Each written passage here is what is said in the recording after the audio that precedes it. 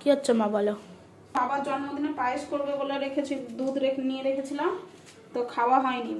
হোলির দিন জন্মদিন পড়েছিল না, তো দুধটা এখন গাঢ় হয়ে গেছে। সরটা দেখেছিস কত মোটা মোটা সর পড়েছে? এই দেখ, এই মিক্সারে দেখা কত মোটা সর। এই সর আর দুধ দিয়ে এখন করব মিল্কশেক।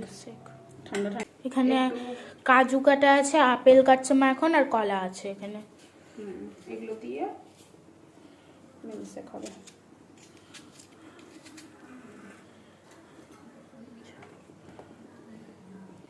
অন কর। একটা সব কটা আপেল, একটা পিস রাখো আমার জন্য। খাবি যখন সবাই একসাথে খাবি।